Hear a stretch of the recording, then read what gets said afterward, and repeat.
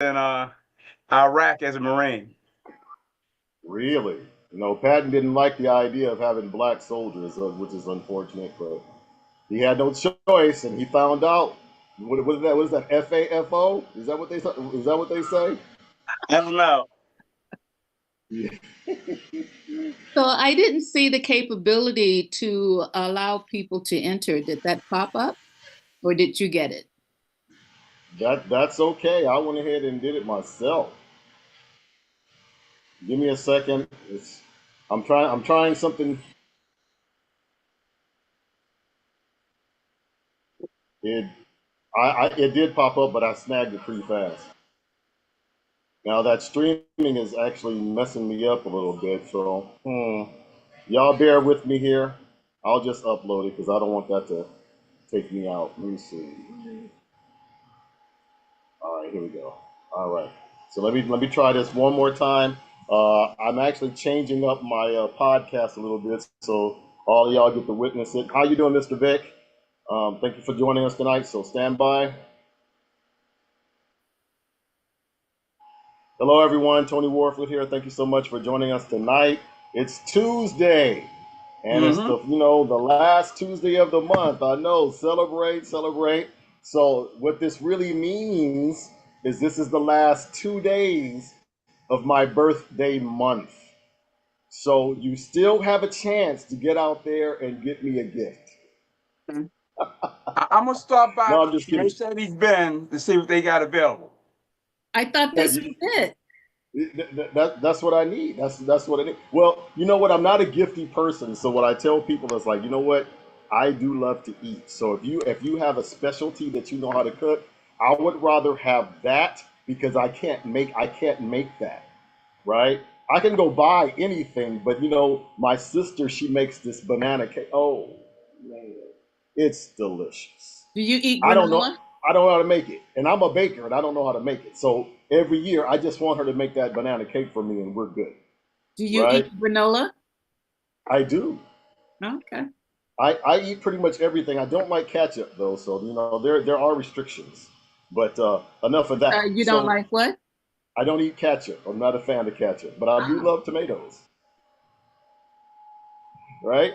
So tonight this is actually kind of a soft presentation. The purpose of this discussion tonight, which is why I have so limited guests tonight, is a lot of the presentations over the course of the past 3 months, the questions that would come up would talk about some of the retirement plans, some of the life insurance plans, and how they compare to each other. Which ones offer the highest interest rates, or which ones have the best options or the best benefits available.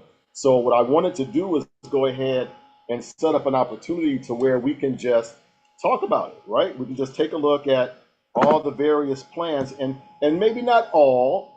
Tonight's discussion is Index Universal Life versus the Roth IRA and the 401k.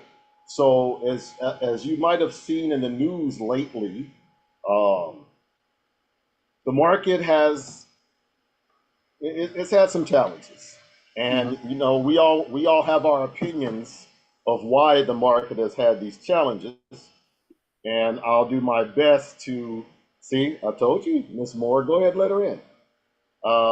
I do my best to stay away from politics, even though I'm a very political person. But sometimes these things are unavoidable, right? So you have families, you have people that predominantly baby boomers. The baby boomer generation started out back in 1946 to 1964, and all these years later, 50, 60, 70 years later, they're starting to retire. What's interesting is as they are retiring, you have the second largest now, but the second largest, but economically the largest generation of people retiring. So all the money that they were putting into the country's GNP, now that's starting to be limited, and now they starting, hey, we want our money. We want our retirement funds, our pensions, we want our social security checks, we want our money. But because our government is not as fiscally responsible as they should be, instead of taking a hit on themselves, they would rather further tax the American people, i.e., $880 billion in cuts so they can fund tax cuts for people who don't deserve them. So again, I'm not going to go too far into that, but you understand that when you have this many challenges, it will affect how the markets work, how the economy works. And of course, if you're looking to retire in a short amount of time, it's going to affect your ability to retire when you are ready to retire. Particularly if you are looking to retire within the next, 2 to 5 years, it's not likely that the market is going to have the type of recovery that we would pray for in the next 2 to 5 years. And there's a specific reason why. And again, hint, hint, I'm not going to give you any political reasons why. But you can imagine that if you're trying to retire right now and your retirement number was, say, $1 million, you have $1 million in your qualified account. And before I go any further, you have qualified accounts and you have non-qualified accounts. So a qualified account is an employer-based account. Basically, it's money that's being taken out of your paycheck that's being contributed to your retirement plan pre-tax, right? So that money has to be taxed when you get ready to retire. Now, what's messed up about that is, what do you expect taxes to do when you get ready to retire? Do you think they're going to go up or are they going to go down? Does anybody know? They're going to go up. So, and especially with the new tax code that's coming out, so if the taxes are going to go up, you're actually going to be paying more in taxes, right, in a situation where the market is declining. So if your retirement number was $1 million and you are slated to retire in the next year, 2 years, 3 years, and the market just dropped 25%, well, your $1 million is now $750,000 and it hasn't been taxed yet. So you can go ahead and knock an additional 40% off of that. So now your retirement is looking more like $475,000 or maybe $500,000 instead of $1 million that you were expecting. And a lot of people think, hey, it'll recover. If it will recover if it has time.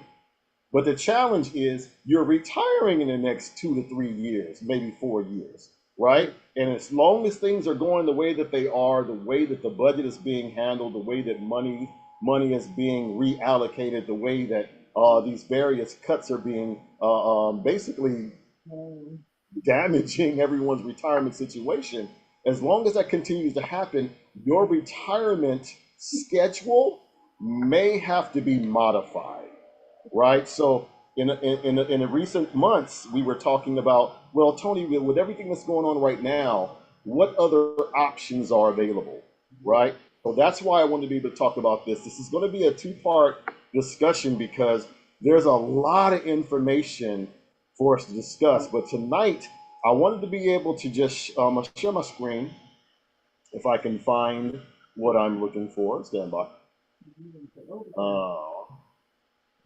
Let's see if I can find it. It won't let me do that. Okay, let me see. Y'all have to excuse me. It's been a day. It's been a day. But the good news about today is I'm never in a hurry to rush through my day. So I take them as they come. If you So click at the simple as bottom that. of your screen, it should pop up. I just did Oh mine. no, I just didn't have it available. That's all. Oh, okay. So yeah. So now I have it available. So let me go ahead and bring it on. All right. Can y'all see my screen? Index Universal Life versus Yes, Roth IRA. that's Part me one. right there. So of course, because of the questions that I've had, we're going to talk about more than just these two. So it's just going to be this slide and this slide. Now this slide is important because I want to use this slide as an opportunity for you to take a look at what's available out there, right? So let's talk about that, right? So can y'all see my screen? Is it clear? Yeah. Sweet. All right.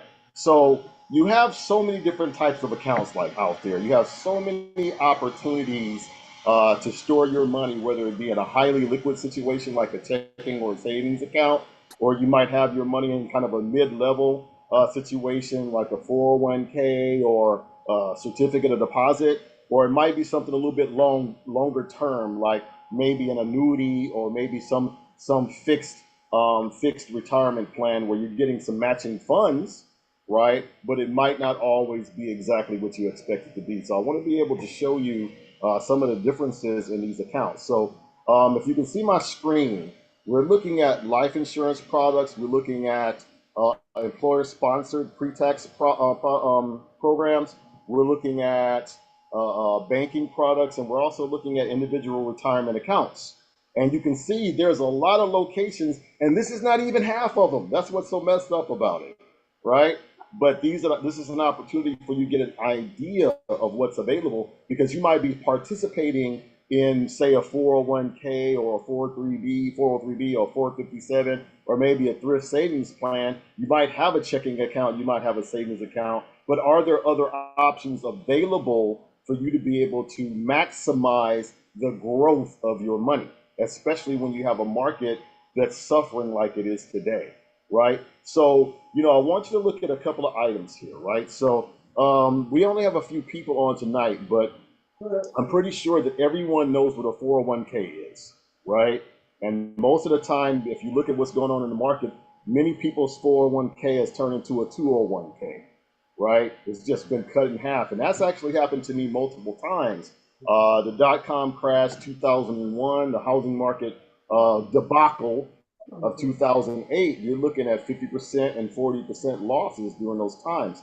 So it's essential that we understand how to make sure our money is as protected as possible, and understanding each one of these different types of accounts will help us do so. So, I want you to be able to look at this this grid, and understand exactly what's out there. So let's talk about the employer-based plans that's out there right now. So you have the 401k, most people can apply for those, right? Employer-based. You have the 403b, that's usually for, teachers or any nonprofit organizations, 501c3s.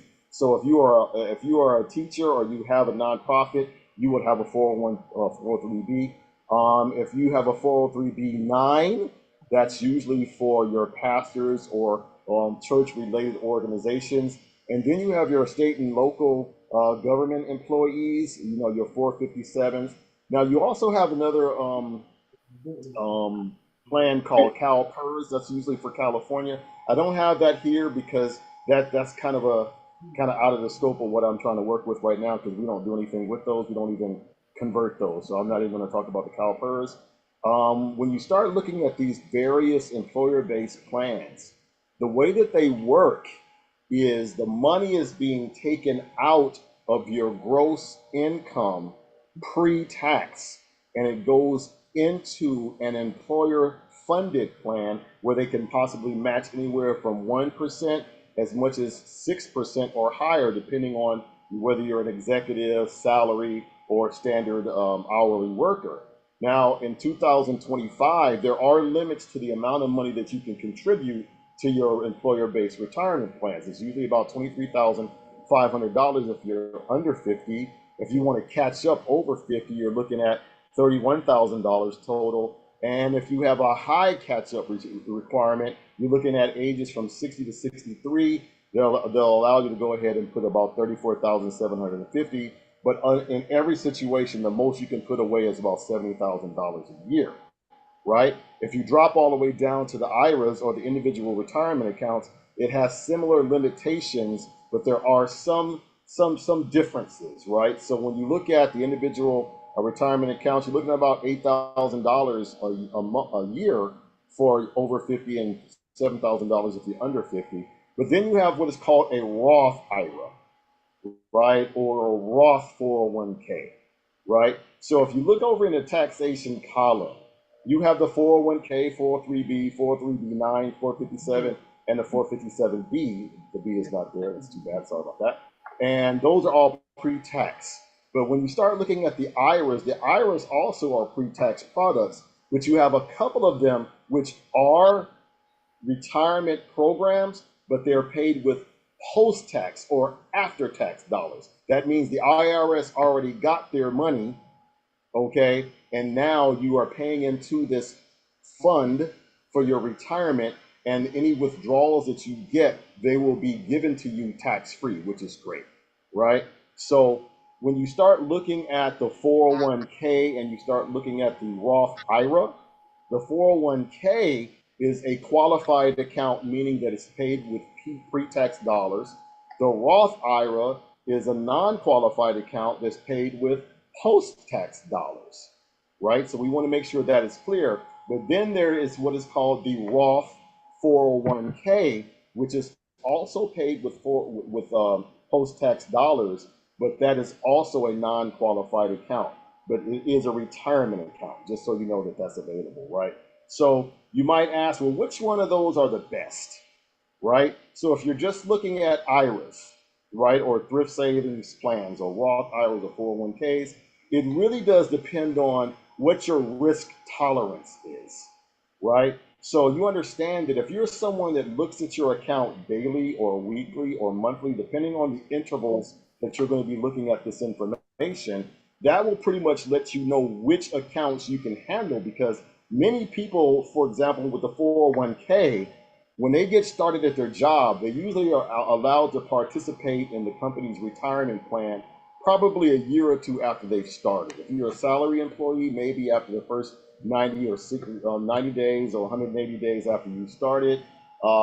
After you've vested yourself a little bit, they'll allow you to participate in the employer's retirement plan. And the great thing about that is if they allow you to participate, some of them they offer anywhere from 1 to 6% matching. And what I will tell anyone is if the company or the employer is matching any funds at any level, you make sure you match what they are willing to match. So what does that mean? So if they're willing to match up to 6%, then you make sure you put away up to 6% so you can get their 6% match, which is a total of 12% that's being contributed to your retirement plan, right? That's free money. You want to take it, right? But if they are not matching any amount of money, then you want to reconsider where you're going to put that money. For example, say you want to personally contribute 20% of your income to your retirement savings, right? Great. If the company is matching 6%, automatically you know you're going to be putting 6% to your employer-based retirement plan. But what do you do with that other 14%? That's the question. Because what ends up happening is you understand that because these are pre-tax or qualified plans, that means that you're still going to be taxed on that money, right? Which is great. Not. But at the same time, because these are plans that are basically put into the stock market, or the money that you are putting into these plans is being directly invested into the stock market, your retirement plans, employer-based retirement plans, and even your post-tax retirement plans are subject to market fluctuation.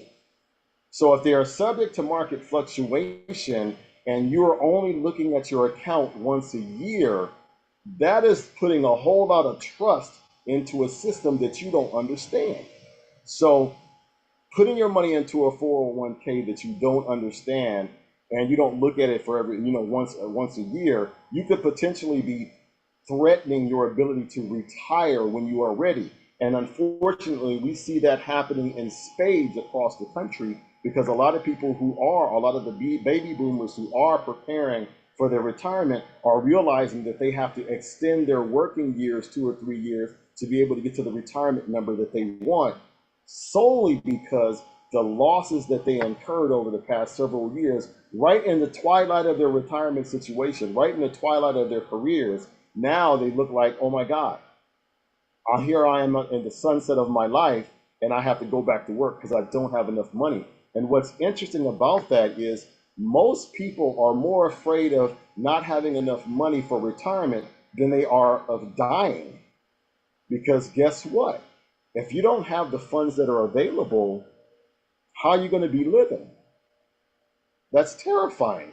And many people, myself included, if you're an independent person, you don't want your kids to have to, feel like they have to take care of you. You don't want your kids to be responsible for looking after you financially, physically, even emotionally, right? You don't want that. You want your kids to be able to enjoy their lives and do whatever they want. And most people, because they feel that way, okay, I need to make some more money. So let me go back, let me extend my employer situation.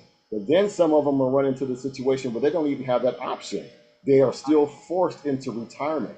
So it is essential that we have a better understanding of what's available out there. So let's take a look at some other options, right?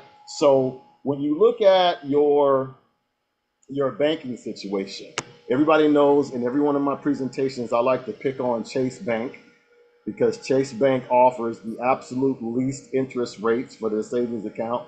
So I'm going to pick on them. We don't like you, right? So you see here that I have in checking account and savings account, a standard checking or standard savings account is offering about 0.01%. So in order for us to determine how fast our money grows, we use what is called the rule of 72, right? So the rule of 72 says if you are to divide your interest rate into 72, that will tell you how fast your money will double. So 0.01% divided into 72, that's going to take you about 720 or 7,200 years or something like that. I don't know about you, but I don't have that kind of time. So we need to make sure that we put our money where it's going to at least be able to outpace inflation. But the good news about a checking or a savings account is if you have an emergency situation or emergent situation, or you have a situation where you're just paying your standard bills and you don't want to use a credit card like I would recommend, the money is available to you for whatever uses that you might have, right? But you only want to be able to have enough money in your checking and savings account so you can manage that liquidity properly.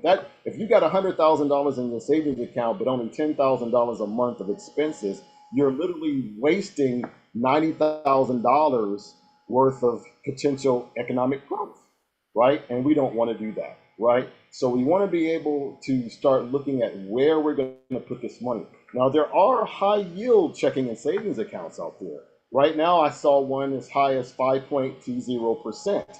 And with inflation hanging around 3.2, 3.4%, that's actually outpacing inflation a little bit. Now, I know during COVID, we hit 9.4. Terrible, right? So everybody took a hit on that, even some of the high yield accounts. But it was only a temporary span, dropped back down to 0.7 at one point, hung around at 1.4, and then went right back to the average of 3.2, 3.25, I think it was. But again, it's important to make sure that we have our money in an account that we need right now, but anything that we don't need, we need to make sure that money is working for us. So again, you're looking at your individual retirement accounts, you're looking at your employer-sponsored accounts. Those are all subject to market risk. So again, the title of this presentation is the Index Universal Life versus the 401k and the Roth IRA. Why is that important? So, as a life insurance strategist, one of the things that I talk to people about is how they can get the maximum amount of protection with a minimal amount of money, right? So how do you do that? Well, you get educated sooner. And unfortunately, a lot of us, we weren't given that option, considering a lot of this discussion I'm sharing with you today is really dinner table discussion with most communities. It just was not privy to many people that in our communities, and that's highly unfortunate. But here we are, we're doing what we can right now to be able to remedy that situation. So there's various types of life insurance products that are out there that will allow you to get a higher yield, but also be able to offer you other benefits to make sure that if something were to happen to you, your money is not blown up, thrown away, destroyed, consumed. The reason why this is important is because I want you to imagine you are a business owner, but you're the only one that owns the business, right? You're the sole employee of that business. That means that if you are not working, your business is not making money. If you're an hourly employee, if you're not making money, your job is not making you money. You don't have any income coming into your house. So Lord forbid, but sadly it's pretty often that it does, something happens to you. You end up having a critical illness, a chronic illness, or Lord forbid, a terminal illness that takes you away from your ability to produce an income. When that happens, you need the time to be able to recover from whatever illness that you might have, if God is going to allow you to recover from that.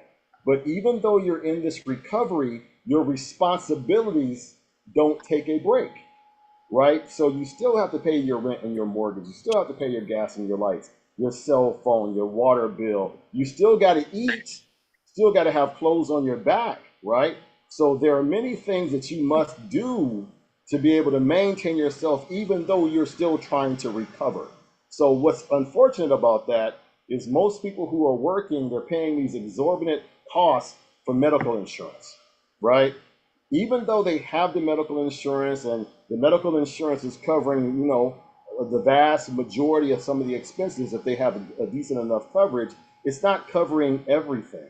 And what ends up happening is that the medical insurance is insufficient to be able to handle your current medical situation. A good example, end-stage renal failure, heart disease, heart attack, you have some form of cancer, and the chemotherapy and all the other treatments that you have ends up being at a cost that's higher than your insurance will cover. You'll end up getting yourself into a financial situation where a lot of the money that you might have in your emergency fund, checking accounts, and various other accounts starts to get consumed, and then you'll end up going into a bankruptcy situation. And oh my God, going into a bankruptcy situation and you still haven't been cured of your illness, a lot of people end up expiring because of that. That's happened to several of my family members.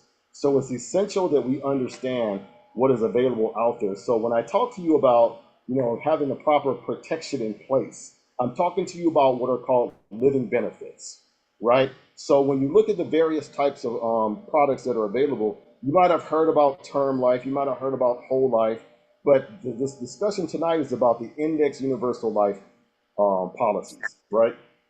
So when you compare that to the Roth IRA that you're using after tax dollars, or you compare that to the 401k to where you're using pre-tax dollars, the index universal life product, it allows you to use one premium to pay for the life insurance protection. That means if something were to happen to you, you have whatever amount of death benefit available that will allow you to be paid by your life insurance policy while you're still alive.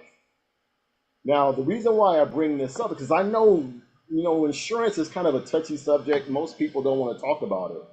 But when you think about the power of what this offers, it's an opportunity for you to make sure that your financial legacy gets passed on in a positive manner, meaning that you actually contribute to your family's bottom line economic well-being versus passing on more debt and more responsibilities that many people are unable to be able to handle, in addition to what they're already dealing with on their own, right? So when you have a type of protection like this in place, you have those living benefits that will offer you protections against a chronic illness where you cannot do 2 out of your 6 activities of daily living. If you can't do that for 90 days, then you get a portion of your death benefit to help take care of your financial responsibilities while you recover.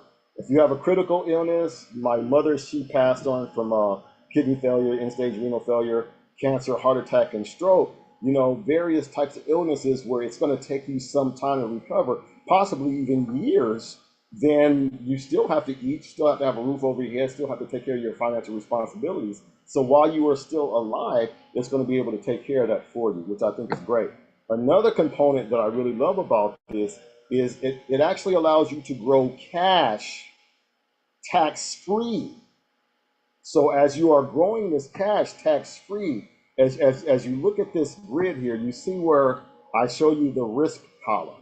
So you see where I'm showing you the 401k, the 403b, 457, the IRAs, even the Roth IRAs and the Roth 401k. All of them suffer a high level of risk because the money that's being paid into those retirement accounts is being directed right into the stock market. It's being invested directly into the stock market. So if the stock market does well, you have the potential to do very, very well on your plans. But if the stock market is reacting like you've seen over the past couple of months, especially with the threat of the tariffs a few weeks ago, then you can imagine that money is going to drop significantly. And what's very unfortunate about a lot of these policies or these plans is they drop rapidly, but they're slow to grow. They drop rapidly, but they're slow to grow. So the reason why this is significant is going back to the beginning of the discussion. If you're someone that's looking to retire in the next couple of years, that slow growth is going to impact your ability to retire when you're ready to, when you're scheduled to. So we got to be able to look at other options that'll be able to give us the economic growth and limit the amount of risk. So that's one of the benefits of being able to have an IUL, because you don't have to worry about suffering any market risk.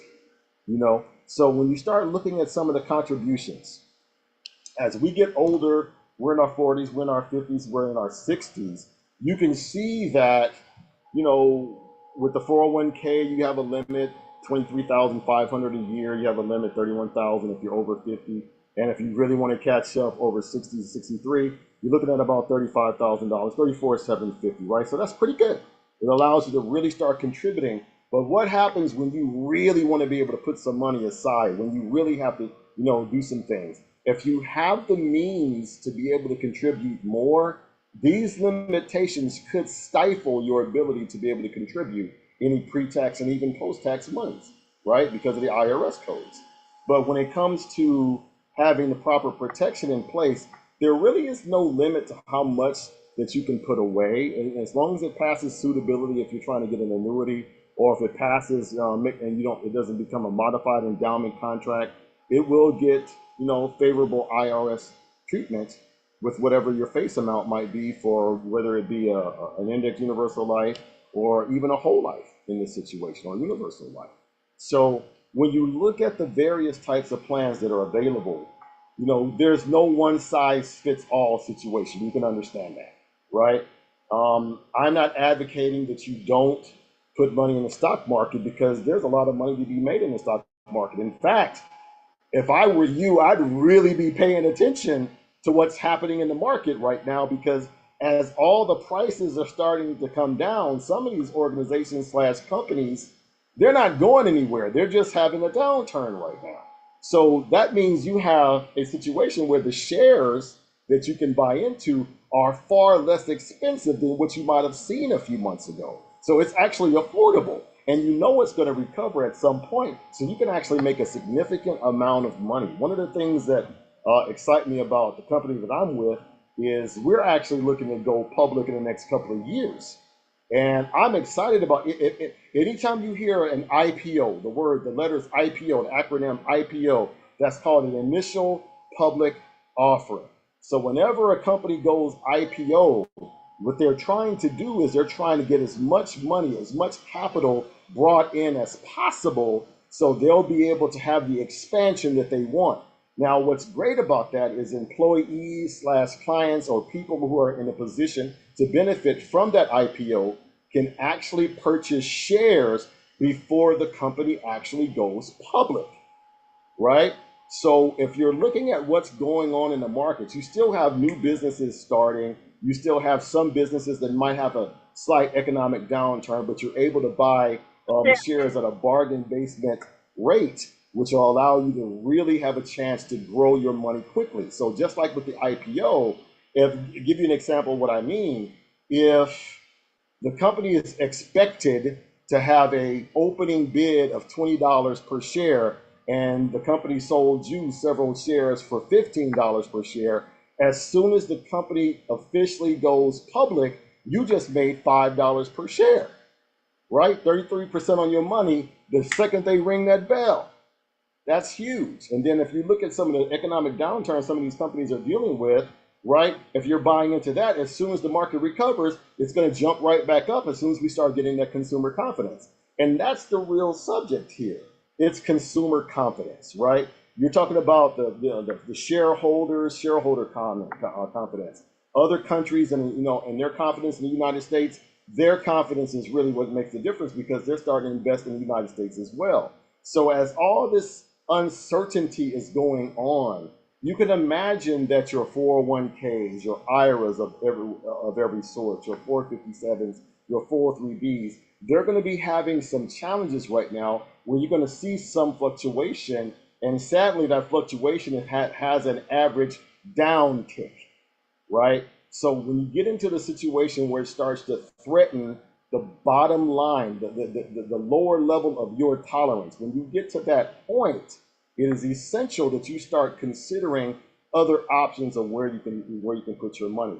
So when you start looking at, okay, I'm getting ready to retire in 2 years. Do you still want your money into a high risk product? Or maybe you want to start diversifying your money a little bit more so you can hedge against any potential losses, right? You know, somebody asked me about the gold index a couple of weeks ago. And I like the gold index for one specific reason.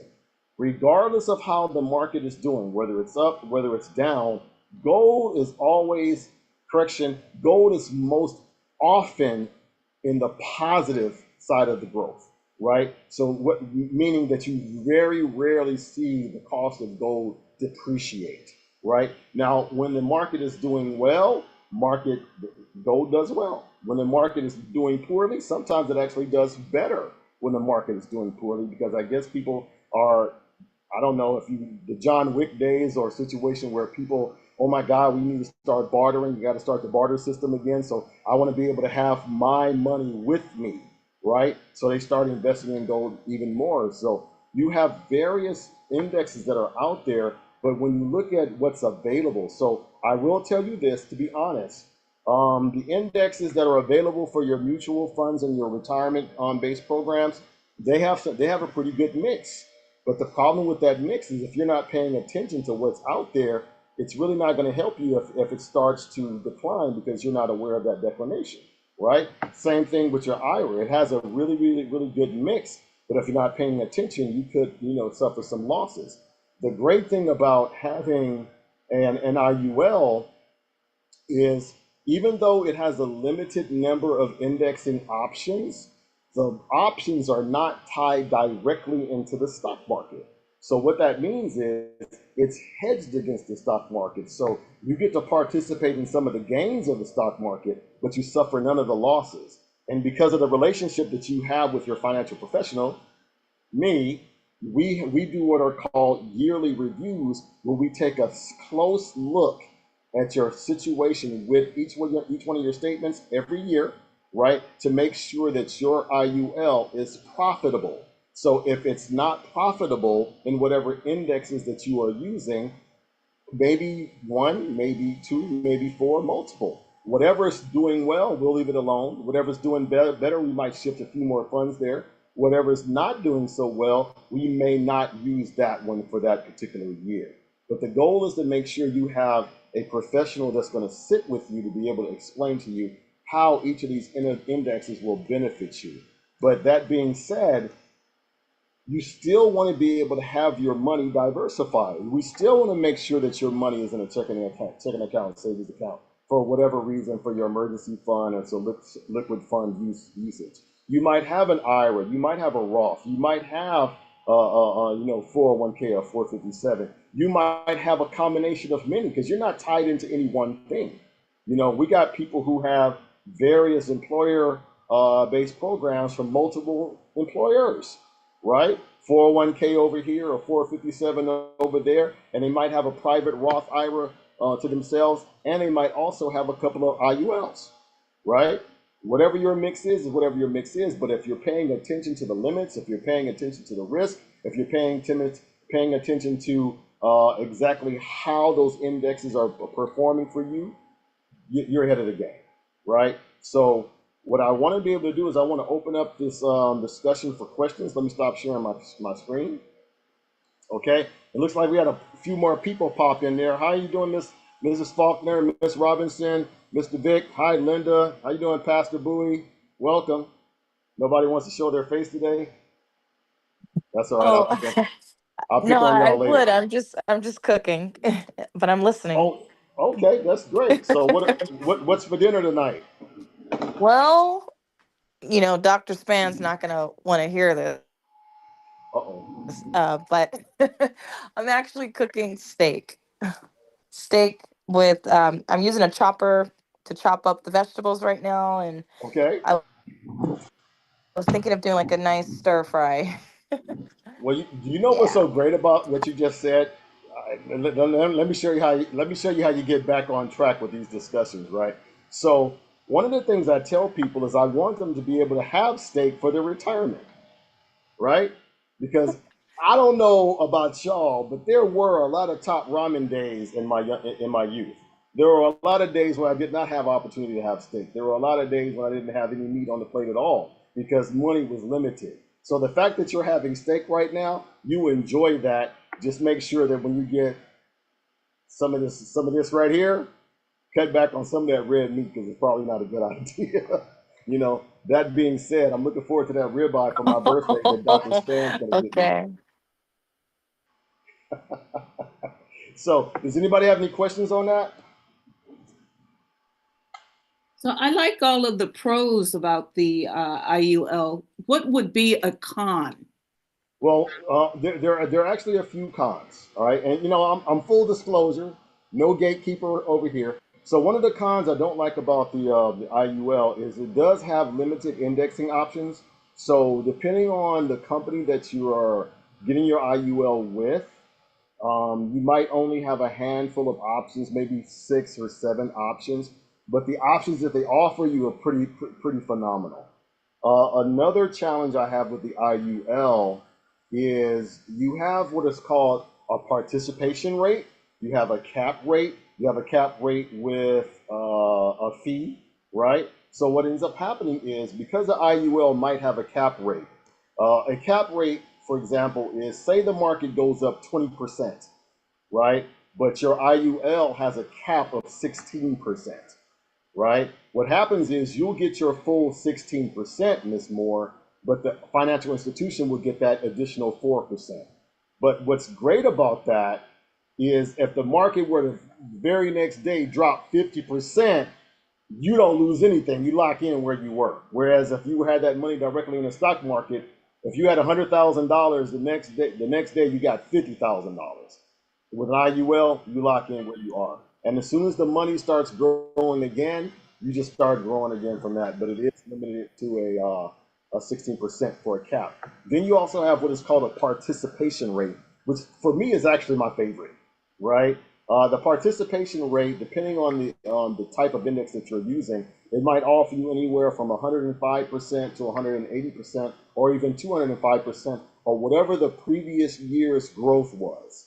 So if the previous year's growth was 5% and you get a 200% participation rate, they're going to credit your account 200%, right? So that's going to be 10%, right? So that's actually pretty good. Then there's another one, which is also my favorite, which is the fee. And for me, the fee is depending on, if I were to recommend something, I can't recommend it because what you want is what you want. But if you're someone that looks at the market regularly, the fee is probably the best thing that you can do. Let me tell you how the fee works, right? So say the fee is 3.25%. Tony, that fee is too high. 3.25%. Yeah, but the market just went up 40%. Are you going to care about 3.25%? You're going to end up taking home 36.75% growth for that year? Go ahead, you take that 3.25%, knock yourself out, right? And then the very next day it drops 50% and you lock in at 0. Whatever you got is what you got. So that's pretty much the real drawback, you know, depending on what the limits are. There are a couple of other limits that the IUL offers. If the IUL is improperly structured, this is actually important. I appreciate you asking that question because if the IUL is improperly structured, it can lapse as you get older. Why? Okay, because most of the time, the people that take advantage of the IUL are people who are in a position to be able to max fund the IUL. If you are not in a position to max fund the IUL, then you have to make sure you pay those insurance premiums or the minimum premium to make sure the policy remains in force. But if you max fund it, meaning that you're using this IUL as an additional potential retirement income source, then you're going to put as much money as you can in it, right? And the reason why that's important is because you can use that money that you're accumulating in that IUL as collateral. Just like with your 401k, you can actually borrow against your 401k, your 457, your 403b, right? But you have to pay those monies back. With an IUL, if you chose not to pay that money back, it just gets deducted from the death benefit from your beneficiary. So there are so many options, but those the amount that you're limited bothers me a little bit, and also maybe some of the fees, but the fees over time will be better than suffering any losses over the course of your uses of the IUL. Because if you were to compare it to, say, if you look at the 401k over the past 10 years, so to speak, right? We've had a lot of economic downturn in the past 10 years, 20 years, even worse, right? The key is not to lose any money. So yes, we might be limited to 16% with a cap. We might be having 3.25% on fee, whatever the growth is. But the fact that I don't lose any money overall, I outperform the 401k. I outperform the 457. I outperform the 403b, right? If we're looking at an average of 6 to 10% versus an average of 4 to 5%, that additional 1 to 2% compounding annually after the course of 10, 20, 30 years can make the difference between you retiring at 65 and you retiring at 70. Because 20, 30 years of 2% compounding interest on top of everything else actually grows quite quickly. Again, we're going to go to that rule of 72. If you had $100,000 that you invested and you're getting a 7.2% return, that means you're going to double your money every 10 years. That's a whole lot better than if you have that money into a 2% account where your money's going to double every 36 years, right? So great question. Anybody else? Ask away, because the part 2 of this is where it's going to really start getting serious. So, Pastor Boyd, thank you for being on. I love it when you come on. How you doing? I am doing wonderful, and I know you are. Oh, I'm a little hot right now. Y'all might have noticed a bead of sweat go down my forehead. Mainly because Miss Moore, she's asking these difficult questions. She's scaring me. Or it could be Miss Robinson's steak that I'm thinking about and I'm hungry. So thank you so much for being on. Did you have any questions, Pastor Boyd? I'll be honest with you. I had to walk away for a second. So I just came in when you were dealing with the rule of 72 and talking about the compound interest, which I have some knowledge of. So I didn't have Excellent. So, let everybody know who Pastor Bowie is. Pastor Bowie, he actually is hosting financial education classes every Thursday at his church. And some of the questions that I covered in this, or answers I covered in this presentation, actually came from his church, particularly people that don't understand compounding interest, right? Or people that don't understand all the different investment options right there. I learned something about ETFs. I still don't remember what that stands for, but I understand what it is now. But you have so many options that are available out there. But what I really want everybody to take home from this presentation is, if you are someone who is not financially savvy, definitely connect yourself with someone who can help you, whether it be a financial professional like myself, that's focused on health insurance and life insurance. I'm not a certified public accountant. I'm not a financial planner, but I'm very learned on all these different programs that are available. The reason why that is because I have to make sure that when I recommend an annuity, or I recommend an IUL, or I recommend a whole life, or I recommend a term life policy to my clients, I have to make sure I have a fiduciary responsibility to make sure that that product will benefit them, right? Because a lot of people that say, well, Tony, I want to get a certificate of deposit, right? Well, a certificate of deposit is great if you want something that you can put your money away for a short time, but you understand you still have to pay the interest on that yearly, right? The money that you're putting into your life insurance product is not taxed yearly. So any dividends that you're getting, if you're living off of dividends, if any interest payments that you're getting from that certificate of deposit, or anything that you actually are cashing out every year, that is, you have to pay taxes on that. And the reason why this is important that you understand that is where you fall on the tax table, right? So if you're somewhere in the middle of your tax bracket, it probably doesn't matter. But if you're teetering between that 24 and that 28%, you really want to pay attention to what you're doing, because if you take those dividends or you take that payment and it pushes you from the 24% percentile to the 28, now you're going to end up paying more taxes than you had to, right? So you want to talk to your tax professional to be able to make sure that you're getting the right deductions to keep you out of those higher tax brackets. Now, again, we understand that taxes are going to be higher when we retire, because a lot of the tax benefits that you get while you're working, the deductions that you're enjoying, they might not be available to you when you retire. So you really want to make sure you have a tax strategist work with you so you can pay what you're due and not more of that. Because if it's improperly done, then again, you can find yourself retiring at a much later time than you anticipated. And we don't want that, because I don't know about y'all, but I want to still have some life in me when I get ready to retire. You know, I want to still be able to climb up a mountain. You know, my friend Linda Kenyon is here, and she still runs up hills faster than me. And now I'm not going to say what her age is, because, you know, all women are 21. At least that's what my mama told me.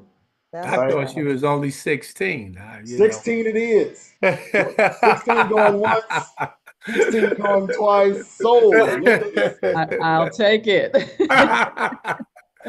Ah. Well. That's what we'll say on camera, but in closed doors, when I'm hearing all those joints popping and snapping, you know what I'm saying? I still was strong enough to get out there, and that's my goal, is to be able to make sure that we get this money situation out of the way so we can enjoy more of our time doing the things that we enjoy doing. So I really appreciate y'all being on. Ms. Faulkner, thank you so much for being on.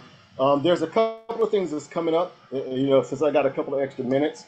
So I'm going to be out at Long Beach City College on that's Friday, May 16th. It's actually going to be this presentation, but far more extended, because I'm going to have case studies, primarily because a lot of the students, they've been following my program, and this is going to be module 3, so they're going to be using a lot of their budgeting information so I can help them devise a literal financial plan specifically for each of them. And with that, I'm going to be inviting a few more guests. We got somebody that's going to be taking care of the wills and trusts, because we have some people interested in, you know, establishing a will and a trust to be able to make that available. We're going to have some credit professionals that are going to be available, because a lot of people expressed their desire to get their credit situation worked on. And of course, my job is to make sure they have the proper protections in place so they don't end up suffering any market losses or any personal losses, financial personal losses. So we're going to have a pretty good time there. We also have on the 20th, this right here is, you know, particularly for Pastor Bowie, he's going to love this. I want to talk about the importance and the power of charitable giving. So, you know, our pastors are most eloquent in sharing why that's important, particularly in our community, because we have so many people who are fiscally challenged, and being able to have, you know, people who understand the importance of giving back to their communities is very important. So, you know, I got a good friend of mine, Pastor Josie, out of North Carolina. She's going to be hosting that for me, the head speaker. We got a couple of more people that's going to be jumping there that have, you know, 501c3s or nonprofit organizations that are near and dear to me. But I could not. I wanted this to be a kind of a fast presentation tonight, because Tammy Moore, you know, I'd like to put people on the spot, right? So tell everybody that I'm about to do that to them right now. So, and it's interesting because the person I was going to pick up first is the one that's raising his hand. So before I let you go, I want to tell everybody who's on this call tonight, because I want them to have like a 90-second opportunity to talk about what they actually do. So again, Pastor Bowie, he's the pastor of Bellevue Presbyterian Church in Los Angeles. I have Dr. Christopher Spann. He's representing Lifeboat, which is a nonprofit that's near and dear to my heart because it helps to educate our young people to keep them from going from the prisons and cemeteries into colleges and universities. That's what's best. And then Miss Brene Robinson, she's on tonight as well, and she represents, I forget the name of her organization. Brene, can you tell me the name of your organization, the actual name? Because I keep saying it's for rape victims, and I don't want to say that. Oh, it's okay. I work for YWCA Greater Los Angeles, and I work in the sexual assault crisis services program. And Pastor Bowie, you look very familiar. I think I've seen you Yeah, we were off of at the 108th. 108th police monthly That's meeting right. about 2 There, months ago. yes. Yeah. Uh-huh. That's right. Yep. Wow. Yeah, let me let me just sit down really quick. I was trying to put my camera on. Hopefully you can There you see me, are. everyone. Pastor I'm Bowie, really I'm gonna Excellent realizing let that her do her someone's presentation. spiel. cooking. I'm gonna let her do her spiel first, and then I'll switch over to you. So, Brene, please tell us a Okay. little bit about what you Okay. do, please. Okay, what I do is I put together community educational events. I think of different presentations that are related to, criminal subject matter, human trafficking, sexual assault, sexual harassment. We also do like hands-on activities that are healing and very therapeutic, just to bring awareness to the program and to let everyone know about the services that we offer. Uh, I know I'm going to be really brief, but I also help with survivors going to hospitals to get a forensic exam and also to go to the police department to follow a police report, which is really a hard time for a survivor. But I'm really there to provide emotional support. That's in a nutshell what I do. Thank you. No, thank you. I appreciate that. I got a chance to meet Miss Robinson a couple of weeks ago at a special event, and she highly impressed me. Her spirit and her passion for what she does is evident, and I couldn't wait to get the opportunity to get her to speak. So she's going to be one of my guest speakers on May 20th, Yes. same bat time and same bat channel. So get as many people on there because one of the things about financial education, it's not just to make the money for yourself, right? You Right. want to tithe 10% for your church, but I'd like to think that I'd be able to do a little bit more for the community as well. And that's a perfect segue for Pastor Oliver Bowie. So Pastor Bowie, would you mind sharing a few thoughts? Yeah. Well, good evening to all you great people that's on this line, and thank you so much, Tony, for all that you do for our community. And quite naturally, being a pastor, one of the most important things I'm focusing on is your spiritual life and, where you're going to spend eternity. But with that being said, also, we still have to live here on this earth. And in John 10:10, Jesus said that he's come that we might have life, but not just life, but what? Have it more abundantly.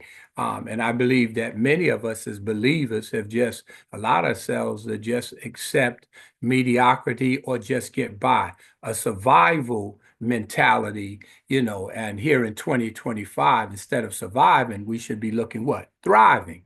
And then also with what God has blessed me with, I try to use what he's given me to give back to our community. That's why we have the God, Money, and Me presentation at the church that's going on to help teach people how to invest money, how to manage money. Because, you can make money, but, the more difficult part is what? Keeping money. If any of you have any money, it's not as hard to make it, but once you get it, and that's why we see people. So that's part of also not only just being able to gain it, but how do you sustain it and continue to.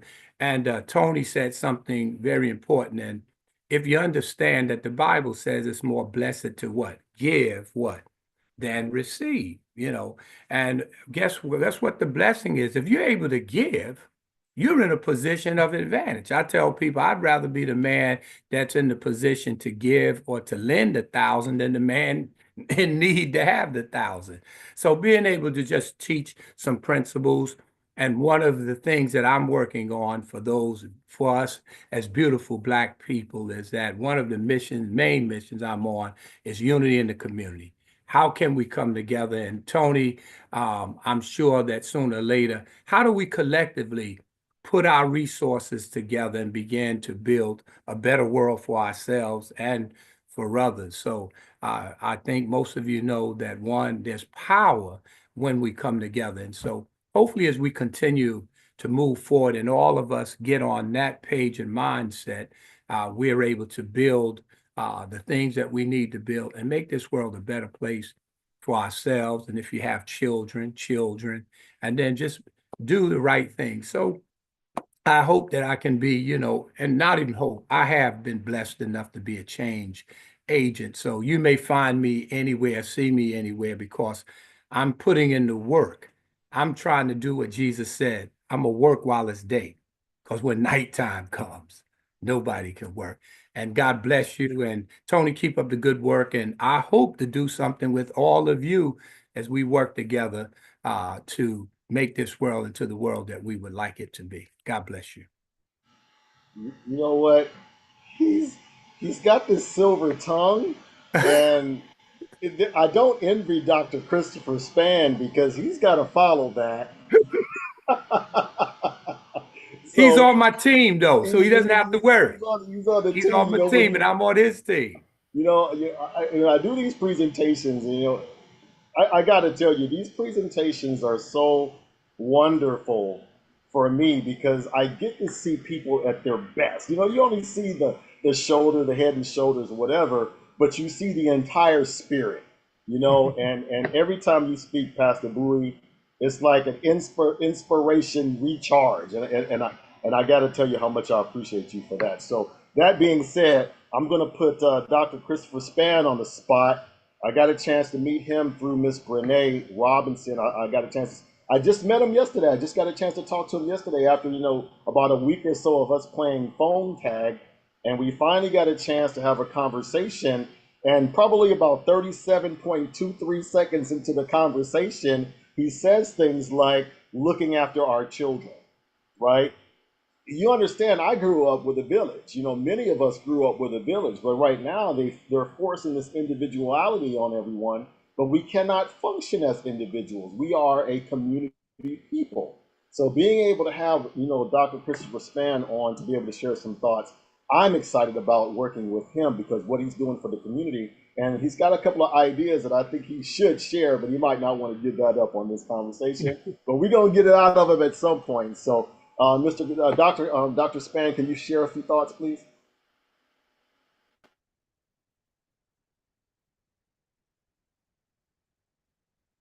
Gotta unmute you first. Can you unmute? There you go. Okay. I'm originally from Pittsburgh, Pennsylvania. My wife and I have been down here since 2019. I got a chance to understand a lot of different things.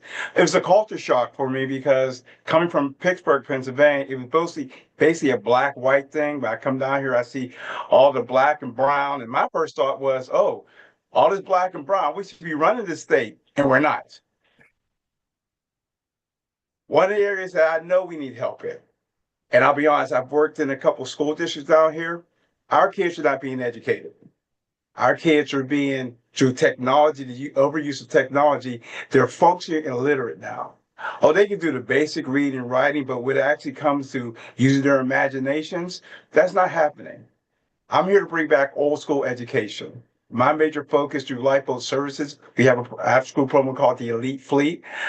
I push reading books. I push hands-on education. I push respect, developing self-esteem, developing who you are as a person in relates to the realities of this world. We can't sit back and wait for other people to take care of us. We got to take care of our own, and that's what I'm here for.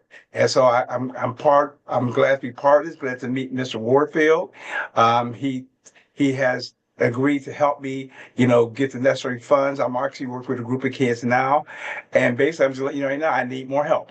I need to expand the program because too many of our children are graduating looking forward to working at Target, looking forward to working at Sam's. Nothing wrong with those jobs. But why can't we look beyond the small part of the athletic and entertainment field look at the bigger thing of lawyers and doctors, politicians, because I'm doing it for selfish reasons. In about 20 or 30 years, they'll be running the country. And I want to make sure they're doing a good job. If not, I got to move, So I'm here to get these kids on the right track because the schools are not doing it. The schools are basically collecting our tax money and not educating our kids. So, and like Mr. Warfield said, I have a lot of different things I like to talk about, but as my buddy Miss Robinson's doing, most of us want to go eat, so I'm not going to take up your dinner, but we are going to plan to have Mr. Warford over one day so I can make him a steak, vegan style.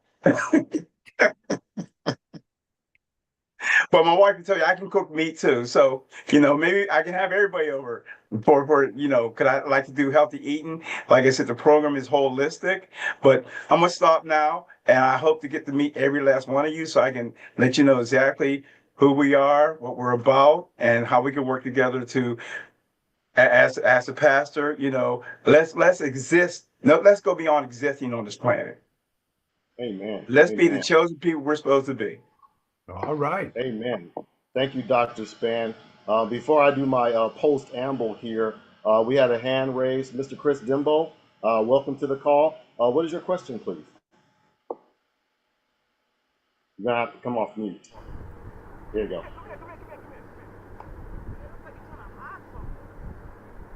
Okay. I don't know what that is, but all right. That looks like something that's not really what we need. So let me go ahead and remove that. Thank you. All right. So that being said, thank you so much, Dr. Span. Thank you, Pastor Bowie. Thank you, Miss Robinson. Thank you, Miss Tammy Moore, Alvin, Miss Faulkner, Linda Kenyon. She's actually my partner out of Houston, Texas. Did you have any comments before we get out of here, Miss Kenyon? Not really. You did a great job tonight. And I guess I could kind of piggyback on what I learned about Christopher, that he works with younger people. And so that's kind of my heart. My parents were educators, so I believe in us getting the information, but at the younger ages.